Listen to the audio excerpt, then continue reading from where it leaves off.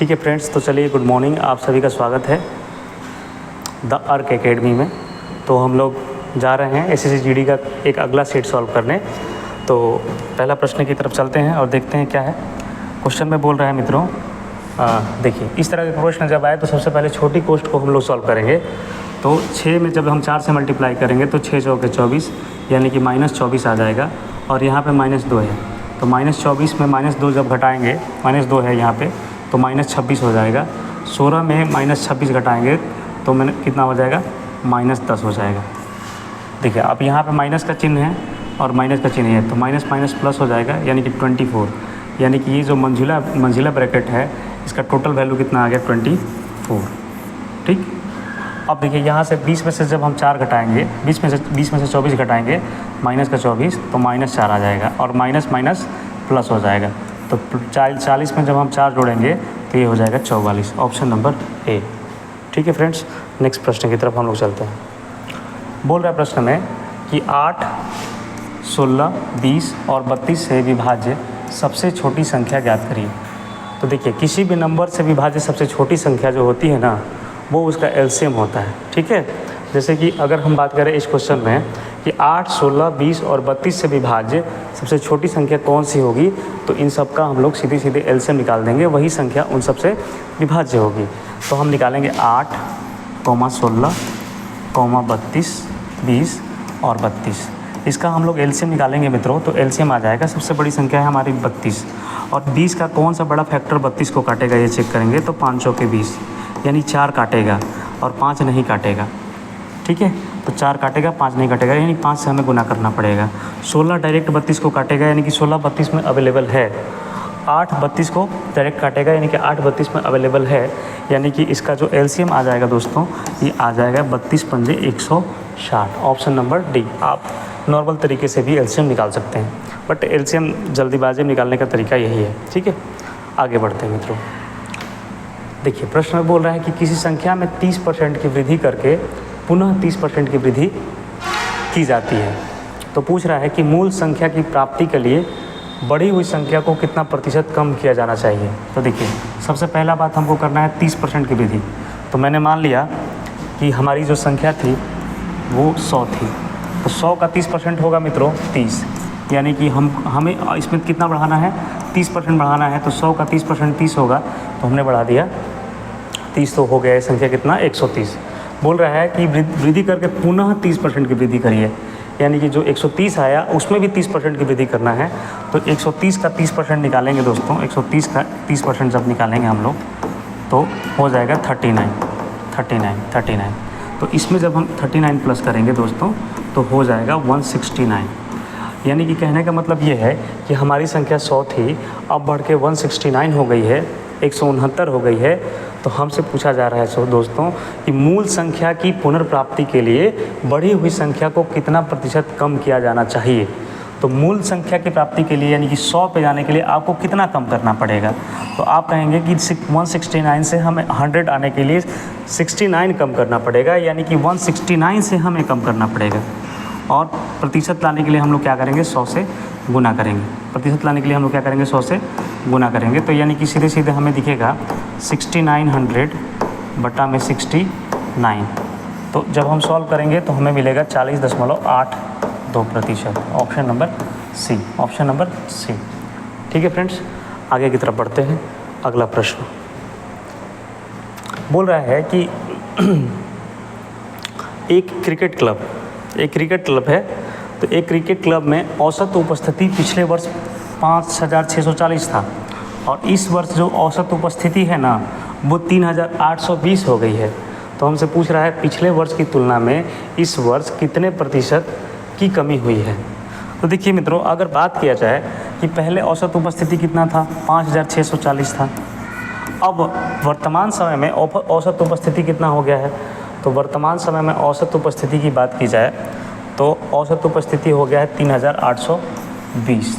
तो हमें प्रतिशत कमी बतानी है। तो देखिए अगर प्रतिशत कमी जब आपको निकालना हो ना, तो आप माइनस कर दें रेशियो को भी और उसका प्रतिशत भी निकाल लें, तो आंसर पे कोई फ़र्क पड़ने वाला नहीं है। यानी कि हम सबसे पहला काम क्या करेंगे कि इसको थोड़ा छोटा कर लेंगे। तो इसमें 0 है, इसमें 0 है, हमने कटा लिया। रेशियो का परसेंटेज हम लोग निकाल लेंगे। और अगर हम छोटा करने का प्रयास करें तो 2 दूनी के 4, 2 8 16, 2 दूनी के 4, 2 8 16, 2 दूनी के 4, 2 एकम 2, 2 9 18, 2 एकम 2। अब हम इसको कम करेंगे तो देख रहे हैं कि 282 से 191 कम कर रहे हैं तो हमें क्या मिल रहा है, 2 में से 1 घटा 1, 8, 18 में से 9 गया 9, यानी 91 कम हो रहा है। किससे? तो 91 कम हो रहा है मित्रों 282 से। और हम प्रतिशत लाने के लिए किससे गुना करेंगे? 100 से। यानी कि जो ये संख्या 282 थी लगभग रेशियो में, तो वो हो गई, घट के कितना हो गई? 191 क्रिकेट क्लब में। ठीक है, तो 91 घटा, किससे घटा? तो 282 से घटा। 282 को हमने नीचे रख दिया, प्रतिशत लाने के लिए 100 से गुना किया। तो इसको जब हम लोग कैलकुलेट करेंगे तो 91 100 बटा में 282, यानी कि 2 पंजे 10, 2 पंजे 10, यानी कि हमें 2 तिये 5 बार में जाएंगे तो ज़्यादा हो जाएगा। ठीक है, और 2 तिये 6, यानी कि 28 दूनी 56, यानी 3 तिये 9, लगभग 3 के करीब में ऑप्शन आना चाहिए। तो 32.26%, यही ऑप्शन है हमारा, 32.26%। ऑप्शन नंबर डी हो जाएगा दोस्तों। ठीक है, नेक्स्ट प्रश्न की तरफ चलते हैं, देखते हैं क्या है प्रश्न। ठीक है, देखिए बोल रहा है कि अरुण ने संचित से 1,12,500 रुपये में एक लैपटॉप खरीदा। ठीक है, एक लैपटॉप खरीदा। संचित ने लैपटॉप पर 25% का लाभ कमाया। रमन ने 20% के लाभ पर संचित को लैपटॉप बेचा था, तो रमन ने लैपटॉप कितने में खरीदा था? देखिए यहाँ से इस तरह के प्रश्न कैसे सॉल्व करेंगे मित्रों। सबसे पहले तो रमन है, रमन ने लैपटॉप बेचा है संचित को, संचित ने लैपटॉप बेचा है अरुण को। रमन ने लैपटॉप किसको बेचा है? संचित को बेचा है। और संचित ने लैपटॉप बेच दिया है किसको? अरुण को बेच दिया। ठीक है, अरुण को बेचा है, ऐसा प्रश्न में कह रहा है। देखिए आप प्रश्न को ध्यान से पढ़ेंगे तो आपको दिखेगा कि अरुण ने संचित से इतना रुपये में लैपटॉप खरीदा, संचित ने लैपटॉप पर 25% का लाभ कमाया था। यानी कि संचित जब अरुण को लैपटॉप बेच रहा था ना, तो 25% का लाभ कमा रहा था।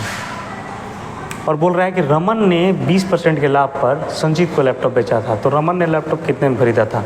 तो मेरे से पूछ रहा है रमन ने लैपटॉप कितने में खरीदा था। मैंने मान लिया कि रमन ने लैपटॉप X में खरीदा था, और संचित जो है 20% लाभ पे लैपटॉप, संचित को 20% के रमन ने 20% के लाभ पर संचित को लैपटॉप बेचा, यानी कि X का 120%।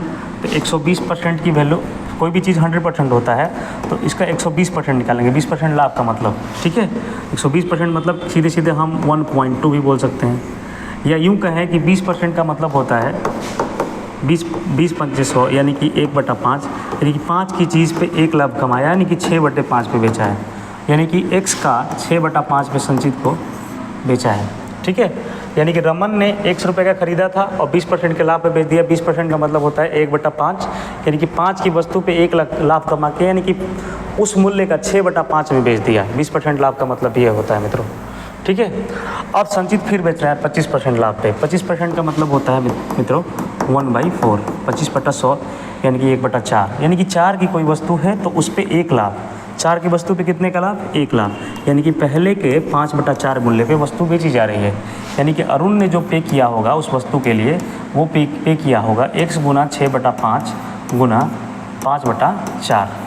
तो ये अरुण ने वास्तव में लेकिन पे कितना किया है? 1,12,500, यानी कि X में जब हम मल्टीप्लाई करेंगे 6/5 और 5/4 से, तो ये किसके बराबर होना चाहिए? 1,12,500 के बराबर होना चाहिए। तो यहाँ से देख रहे हैं दोस्त, ये 5 से 5 कैंसिल आउट हो रहा है। 6 से अगर कटाने की बात की जाए तो 2 दूनी के 4, 2 तिये 6, 3 से इसे कटाएंगे तो हमें मिलेगा 3 तिये 9, 2 बचेगा, 3 सत्ते 21, हाथ में लगा 1, 3 पंजे 15, 37,500। X की वैल्यू यहाँ पे बटे में 2 है तो बटे में जाके गुना हो जाएगा। तो 37,500 में जब हम 2 से गुना करेंगे तो हमें दोस्त मिल जाएगा 75,000 रुपया। ठीक है मित्रों, तो यहाँ से आंसर हो जाएगा रमन ने लैपटॉप कितने में ख़रीदा था? तो 75,000 रुपये में लैपटॉप ख़रीदा था। ठीक है फ्रेंड्स, आगे बढ़ते हैं अगले प्रश्न की ओर। कह रहा है कि एक कंपनी 3 प्रकार की क्रमिक छूट प्रदान करती है। ठीक है, एक कंपनी है मित्रों, वो 3 प्रकार की छूट प्रदान करती है। एक छूट की बात की जाए तो पहला छूट जो है ना, वो प्रथम ऑफ़र जो देती है कंपनी, वो 25 और 5% की छूट। ठीक है, कभी कभी आप मॉल से या दुकान या कहीं और भी जाते होंगे तो आपको छूट दी जाती होगी। तो इस प्रश्न में बोल रहा है कि प्रथम ऑफ़र जो है वो 25% और 5% का है। दूसरे ऑफ़र की बात की जाए तो वो ऑफ़र है, दूसरा ऑफ़र 20% और 10% का डिस्काउंट की बात की जा रही है। और तीसरा ऑफ़र आपको मिल रहा है 15% और 15% का। ग्राहक को कौन सा ऑफ़र लेना चाहिए? ठीक है, तो हम इक्विवेलेंट कॉन्सेप्ट का, इक्विवेलेंट डिस्काउंट कॉन्सेप्ट का यूज़ करेंगे हम लोग। यहाँ अगर दो ऑफ़र आपको दिया जाए, जैसे कि अगर हम बात करें कि आपको हम ऑफ़र दे रहे हैं 10% और 10% का, तो इसका इक्विवेलेंट डिस्काउंट जो होगा वो होता है 10 जोड़ 10 माइनस 10 गुना 10 बटा में 100। ये इक्विवेलेंट डिस्काउंट होता है मित्रों। यानी कि हम लोग ऐसे जोड़ते हैं x + y minus xy by 100, ये इक्विवेलेंट डिस्काउंट होता है। ठीक है, दो वैल्यूज़ का। तो यहाँ 10 10 20 में से ये 0 से 0 खत्म हो जाएगा, यहाँ 1 आ जाएगा, 20 में से 1 हटेगा तो 19%। यानी कि 10% का जो डिस्काउंट है उसका इक्विवेलेंट डिस्काउंट जो होता है वो 19 होता है। कैसे? x जोड़ y माइनस xy बाई 100। तो यही कॉन्सेप्ट हम लोग यूज़ करेंगे। यहाँ देख रहे हैं कि पहला ऑफ़र जो है मित्रों हमारा है 25% और 5% का है। ठीक है, तो हम इक्विवेलेंट इसका जब निकालेंगे तो अभी हमने बताया कि इक्विवेलेंट निकालने के लिए आप क्या करिए, x जोड़ y minus xy by 100 equivalent discount ऐसे निकालें। तो पहला x की वैल्यू कितनी है दोस्तों? थोड़ा सा एक सेकंड में हम लोग इसको सही करते हैं। ठीक है, अब 2 मिनट में आ जाएगा क्वेश्चन। हाँ ठीक है फ्रेंड्स, तो अभी हम लोग बात कर रहे थे, थोड़ा सा टेक्निकल ग्लिच आ गया था हल्का। देखिए, मैंने बोला कि इक्विवेलेंट डिस्काउंट जो होता है x + y minus xy by 100 होता है। तो इस प्रश्न में देखेंगे तो प्रथम ऑफ़र जो है ना डिस्काउंट का 25% और 5% का है। द्वितीय ऑफ़र 20% और 10% का है। तृतीय ऑफ़र जो है ना 15% और 15% का है। तो प्रथम डिस्काउंट की बात की जाए तो प्रथम डिस्काउंट में हमें मिलेगा, अगर ये वाला फॉर्मूला यूज़ करें तो 25 + 5 माइनस 25 गुना 5 बटा में 100, यानी कि 25 × 5 = 30 माइनस 125 बटा में 100, यानी कि सीधे सीधे आ जाएगा 28.75%। प्रथम डिस्काउंट से अगर हम जाएं तो इक्विवेलेंट 25 और 5 का डिस्काउंट से जाएं तो हमें प्रथम ऑफ़र में लगभग पूर्णतः बात किया जाए तो 28.7% का डिस्काउंट मिलेगा। ठीक है, अगर दूसरा में बात किया जाए तो दूसरा में हम देख रहे हैं कि 20% और 10% का डिस्काउंट है। तो यही वाली बात लगाएंगे, 20% और 10%, यानी 20 + 10 माइनस 20 गुना 10 बटा में 100, यानी कि 20 10 30, 30 में से चला गया आपका 2, इसको कैलकुलेट करेंगे तो 2 आएगा, तो ये आ जाएगा 28% का डिस्काउंट। अगर तृतीय डिस्काउंट की बात की जाए, तृतीय डिस्काउंट की बात की जाए मित्रों, तो यहाँ से आप देख रहे हैं कि तृतीय डिस्काउंट जो है वो इस तरीके से है हमारा 15% और 15%। ठीक है, 15% और 15%। तो अगर हम इसको इस पे लगाएं वो वाला, तो 15 + 15 x + y, 15 + 15 15 + 15 माइनस 15 + 15 माइनस 15 गुना 15 बटा में 100, यानी कि 15 15 30 माइनस 225 बटा में 100, यानी आ जाएगा 30 माइनस 2.25, यानी कि आ जाएगा 27.75। ठीक है, तो यहाँ से 3 डिस्काउंट में देख रहे हैं कि पहला डिस्काउंट ऑफ़र जो है उस पे हमें मिल रहा है 28.75% का डिस्काउंट, दूसरे में मिल रहा है 28% का डिस्काउंट, और तीसरे ऑफ़र में मिल रहा है 27.75% का डिस्काउंट। तो हमारे लिए कौन सा डिस्काउंट अच्छा रहेगा मित्रों? तो एज ए ग्राहक मैं 28.75 वाला डिस्काउंट ही कैलकुलेट करूँगा या उसको प्रीफर करूँगा मैं, ऐसा बोला जाए तो फर्स्ट ऑफ़र हमारे लिए सही है, यानी कि ऑप्शन नंबर सी हमारा सही है। ठीक है मित्रों, अगले प्रश्न की तरफ हम लोग बढ़ते हैं। तुमसे मिलना, बातें करना बड़ा अच्छा लगता है, क्या है ये, क्यों है ये? देखिए, यहाँ बोल रहा है कि एक दुकानदार 55 टॉफ़ियाँ बेचकर 11 टॉफ़ियों का लाभ अर्जित करता है। तो पूछ रहा है हमसे लाभ प्रतिशत, कितना टॉफ़ी बेच रहा है मित्रों? 55। कितना टॉफ़ी का लाभ कमा रहा है? 11। तो हमसे पूछ रहा है अर्जित लाभ ज्ञात कीजिए। तो देखिए लाभ प्रतिशत ज्ञात करने की बात कर रहा है, तो लाभ प्रतिशत जब भी निकालते हैं हम लोग ना, तो लाभ प्रतिशत निकालने के लिए हम लोग यूज करते हैं लाभ बटा में क्रयमूल्य गुना 100, ऐसा हम लोग यूज करते हैं। तो अगर हम ऐसा मानते हैं कि 55 टॉफ़ियों का मूल्य 55 रुपये है, ऐसा मान के हम लोग चलते हैं कि 55 टॉफ़ियों का मूल्य कितना है 55 रुपया, तो एक टॉफ़ी का मूल्य मित्र कितना हो जाएगा दोस्त, तो वो हो जाएगा 1 रुपया। मैंने मान लिया कि एक टॉफ़ी का मूल्य कितना है 1 रुपया, 1 रुपया, 1 रुपया। तो अगर एक टॉफ़ी का मूल्य 1 रुपया है तो 11 टॉफ़ी वो लाभ कमा रहे हैं, तो इसका लाभ कितना हो गया, तो लाभ हो गया 11 रुपये का। ठीक, विक्रय मूल्य कितने का कर रहा है भाई, 55 टॉफ़ी बेच रहा है, तो बेच रहा होगा वो कितने में, 55 रुपये में बेच रहा होगा। तो हमें सीधे सीधे कह रहा है, तो अच्छा ये बताइए 55 रुपये में कोई चीज़ बेची जा रही है और 11 रुपये लाभ हो रहा है। आप 55 रुपये में कोई चीज़ बेच रहे हैं, 11 रुपये लाभ कमा रहे हैं, तो आपने उस वस्तु को कितने में खरीदा होगा, यानी कि क्रय मूल्य जो होगा आपका कितना होगा, 55 में बेचने पे 11 का लाभ, यानी 55 माइनस 11 आपने 44 का खरीदा होगा, यानी कि क्रय मूल्य जो होगा आपका कितना होगा 44 रुपया होगा। तो हमें लाभ प्रतिशत पूछ रहा था, तो लाभ प्रतिशत बराबर मैंने अभी बताया कि लाभ बटा में क्रय मूल्य गुना 100, तो लाभ कितने का हो रहा है प्यारे मित्रों 11 रुपये का। क्रय मूल्य ये जो 55 है ना, यहाँ पे गलती करते हैं बच्चे कि 11 बटा 55 गुना 100 कर देते हैं, 20% आंसर आ जाता है, जो कि गलत है। सबसे पहले हमको क्रय मूल्य निकालना पड़ेगा, 44 रुपये क्रय मूल्य होगा, तो 11 रुपये लाभ, क्रय मूल्य हो जाएगा 44, प्रतिशत लाने के लिए 100 से गुना करेंगे, तो 100 चौक 11 चौके 44, 4 25 से 100, यानी कि 25%, ऑप्शन नंबर सी। ठीक है फ्रेंड्स, तो इस तरीके के प्रश्न जब भी आएंगे ना, तो हम लोग ऐसे ही सॉल्व करेंगे। ठीक है, बाकी मैं ऐसे बता देता हूँ आपको, थोड़ा सा शॉर्ट में भी बता देता हूँ। देखिए 55 टॉफ़ी बेचने पे 11 का लाभ हो रहा है ना, तो यानी कि मान लीजिए एक टॉफ़ी का दाम 1 रुपया है, यानी कि आपको लाभ हो रहा है 11 टॉफ़ी का, लेकिन बेच रहे हैं 55, तो ये भी क्रय मूल्य होगा ना। तो क्रय मूल्य निकालने के लिए आपको क्या करना पड़ेगा, लाभ को घटाना पड़ेगा, यानी क्रय मूल्य यानी कि 44, प्रतिशत आने के लिए 100 से गुना, 11 चौके 44, 4 25 से 100, ऑप्शन नंबर सी। ठीक है फ्रेंड्स, इस तरीके से इस प्रश्न को हम लोग हल करेंगे। ठीक है, अगले प्रश्न में देखते हैं मित्रों कि कह रहा है कि एक पुस्तक 20% की छूट के साथ 300 रुपये में सूचीबद्ध है, विक्रय मूल्य को 216 रुपये पर लाने के लिए अतिरिक्त छूट कितना देना चाहिए।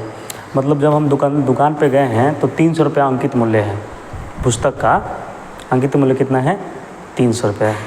अब उस वस्तु को बोल रहा है कि 20% छूट के साथ 300 रुपये अंकित है, तो नहीं जाते हैं हम लोग दुकान के शॉप पे, तो कहते हैं भैया कितना % डिस्काउंट दे रहे हो, तो इस केस में वो 20% का डिस्काउंट दे रहा है।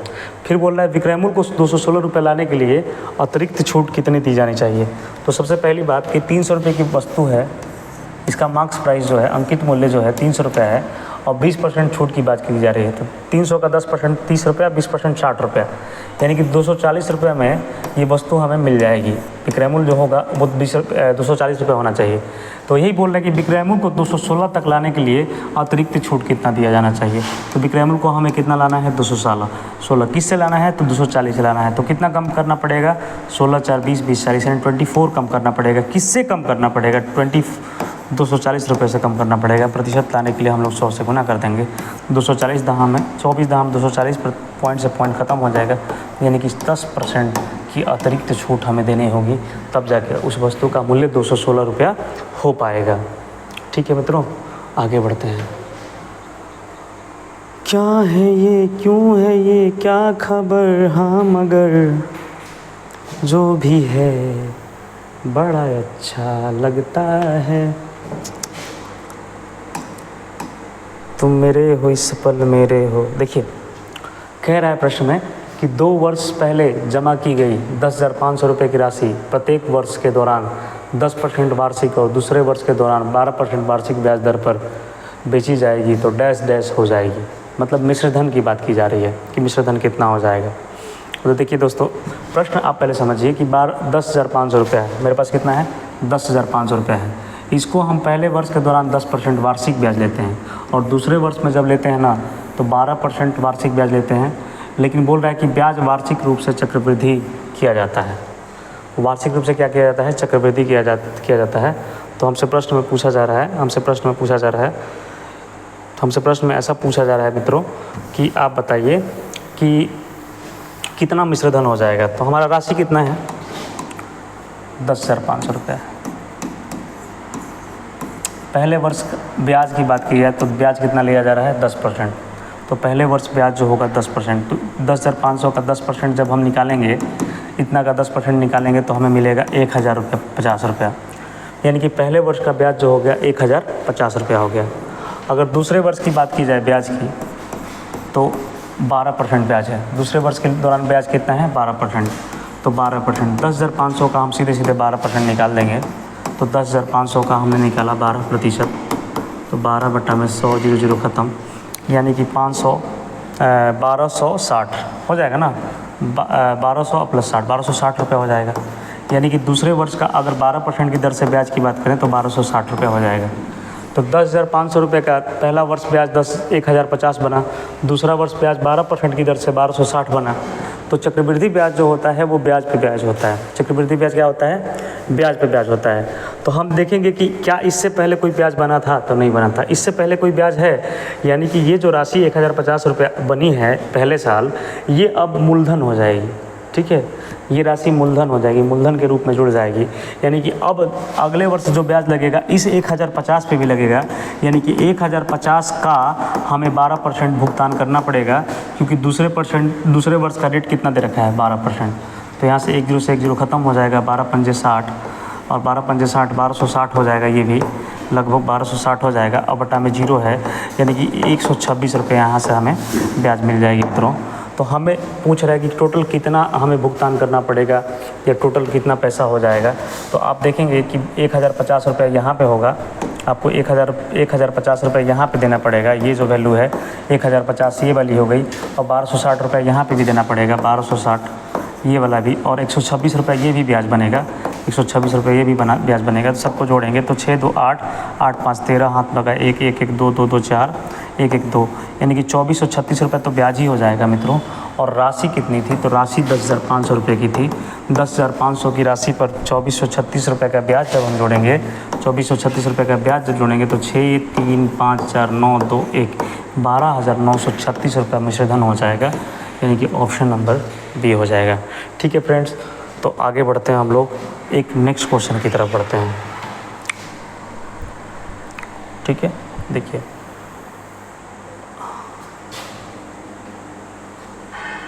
ठीक है,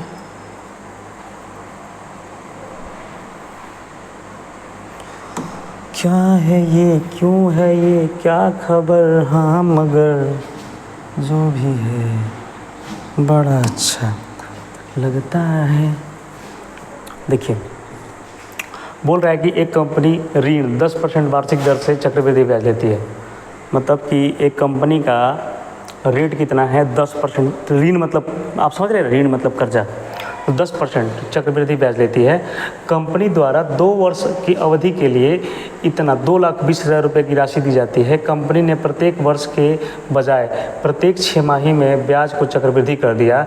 यदि कंपनी ब्याज को वार्षिक रूप से चक्रवृद्धि करती तो उधारकर्ता द्वारा कितना पैसा बचा लिया जाता? ठीक है, देखिए ध्यान से। कंपनी क्या कर रही है कि 2,20,000 रुपये दे रही है कर्ज, ठीक है, और रेट रख रही है कितना? 10%। तो 10% रेट रख रही है। अगर वो वार्षिक रखती, तो क्वेश्चन सीधा सीधा यही पूछना चाहता है कि अगर वार्षिक रखती और छमाही कर देती है कंपनी, तो दोनों में 2 वर्षों के राशि में क्या अंतर आएगा, वही पूछ रहा है प्रश्न। बस कितना रुपये बचा पाएगा, मतलब कितने फ़ायदा में रहेगा जो ऋण लेने वाला व्यक्ति है। तो हम देख रहे हैं कि अगर हम जानते हैं कि इक्विवेलेंट जो CI होता है 2 वर्षों का, वो होता है x + y + xy/100। ठीक है, तो अगर रेट सिर्फ 10% होता तो 2 वर्षों का इक्विवेलेंट CI जो हो जाता 10 + 10 10 × 10/100 हो जाता है। यानी कि सीधे सीधे बात किया जाए तो 20 1 21% हो जाता लगभग। ठीक है, 2 वर्षों का CI कितना हो जाता, चक्रवृद्धि ब्याज कितना हो जाता? 21%। लेकिन कंपनी ऐसा काम नहीं कर रही है। कंपनी कुछ 2 वर्षों का CI 21%, आप इस चीज़ को समझ रहे हैं। तो हम देख रहे हैं कि अगर 10% ब्याज है तो 2 वर्ष का CI जो हो गया वो कितना हो गया? 2 ईयर का CI जो हो गया, 2 ईयर का CI जो हो गया वो 21% हो गया। ठीक है, लेकिन कंपनी कर क्या रही है? कंपनी कर रही है कि 6 माह ही कर दे रही है इसको, 6 मंथ में। मैंने इस 2 वर्ष को, जो 2 वर्ष जो है, 2 वर्ष में जो हम लोग पेमेंट कर रहे हैं उसको 6 माही चक्रवृद्धि ब्याज करते रहिए, यानी कि 6 महीने का 4 शिफ्ट बन जाएगा ना इस तरीके से। अगर 1 वर्ष का ब्याज 10% है तो 6 महीने के लिए ब्याज कितना लगेगा, 5% लगेगा। फिर अगले 6 महीने के लिए 5%, 5%, 5%, इस तरीके से ये हो जाए। अगर हम इन सब का इक्विवेलेंट निकाल लें, इन सब का इक्विवेलेंट अगर हम निकाल लें तो हमें आसानी से रेट पता चल जाएगा कितना % हमको देना पड़ेगा। तो इसका इक्विवेलेंट निकालेंगे तो 2 ईयर्स का इक्विवेलेंट होता है x + y + xy/100, यानी 5 + 5 5 × 5/100, यानी कि 10.25% लगभग। ये सिर्फ 1 वर्ष के लिए हो गया। फिर उसी तरीके से इसका जब इक्विवेलेंट निकालेंगे तो ये आ जाएगा 10.25%। अब ये दोनों का इक्विवेलेंट हमको निकालना पड़ेगा, तब जाके फाइनल इक्विवेलेंट हमको मिलेगा। तो फिर करेंगे, फिर वही लगा देंगे 10.x + y + xy/100, यानी कि 10.25%, 10.25%, 25% जोड़ 10.25% जोड़ 10.25 गुना 10.25/100, ठीक है, x + y + xy/100। तो 20.50 आ जाएगा इसका, लगभग 20.50 आ जाएगा, 50। अब प्लस में ये जो आएगा लगभग वैल्यू 0.55 समथिंग आएगा, ठीक है। तो हम देखेंगे, सीधे सीधे बात करेंगे, एक सेकंड रुक जाइए, कैलकुलेट ही कर लेते हैं, हम कैलकुलेट करके बताते हैं। 10.25 20.50 हो गया। 1025 को 1025 से गुना करिए। तो 1025 को जब 1025 से गुना करिएगा तो 5 × 5 = 25, 125, 5125 हो जाएगा ना। और 1000 × 5 = 5000 और 25 × 5 = 125, यानी 5125 हो जाएगा। फिर ये हो जाएगा 1025 में 2 से गुना करिएगा तो 2050 हो जाएगा, ठीक। फिर ये 0 0 0 0, फिर 1025। तो यहाँ से जब हम कैलकुलेट कर रहे होंगे मित्रों तो हमको मिलेगा 5 5 10 2 2 4 1 5 0, यानी कि हमें मिलेगा इतना। और इसके आगे लगेगा 1 2 0 लगेगा इस दशमलव के लिए और 2 0 लगेगा इस दशमलव के लिए, यानी कि 6 0 लगाना पड़ेगा, यानी बटा में 6 0, 1 2 3 4 5 6 अंकों के बाद दशमलव हमको देना पड़ेगा, यानी कि 10.25 हुआ था ना, 10.25 10.25, यानी कि 1 दशमलव यहाँ से लगाइए आप, यहाँ से प्यारे मित्रों हमको लगाइए 1.050 समथिंग इस तरीके से बढ़ता जाएगा। तो 20.2550 तो यहाँ पे था और जुड़ गया कितना 1.05 ऐसे करके। तो इसको जोड़िएगा तो 5 5, यानी 21.55% लगभग आएगा। आप देख रहे थे कि यहाँ पे जो 2 वर्ष का आ रहा था 21% आ रहा था और यहाँ पे आ रहा है 21.55% लगभग, अप्रॉक्स ले रहे हैं हम। अगर और भी कैलकुलेट करें तो और भी आगे वैल्यू बढ़ेगी। तो हम देख रहे हैं अंदर कितने का हो रहा है, 5.5% का, 0.55% का। तो हम इसी चीज़ को कैलकुलेट कर देंगे, इसी चीज़ को हम लोग कैलकुलेट कर देंगे।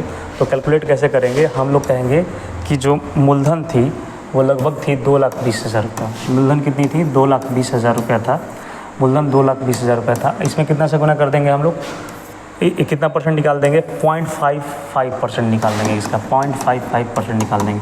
तो % निकालेंगे तो बटा में 0 0, ये पॉइंट के लिए 2 0 ख़त्म हो जाएगा। तो सीधे सीधे हमको मिलेगा 22 पंजे 110, हाथ लगाए 11, 22 पंजे 110, 110 10 120 121, यानी कि 100 इतना 0 लगभग 0.40 लगभग, यानी कि ऑप्शन नंबर यही ऑप्शन करीब आ रहा है। जब हम 0.55 ले रहे हैं, एग्जैक्ट कैलकुलेट करिएगा तो यही आंसर आएगा 1211.40 लगभग। तो ये ऑप्शन नंबर हो जाएगा बी। ठीक है फ्रेंड्स, तो आज के लिए हम लोग इतना ही रन देते हैं। आप लोग ज़्यादा से ज़्यादा वीडियो को शेयर करिए और जो भी बच्चे ऑफलाइन में जुड़ना चाहते हैं वो जुड़े सहंगी मोड़ के अपोजिट में, धर्म कांटा के पीछे, Ara Sasaram main road, Garhani. Thank you दोस्तों।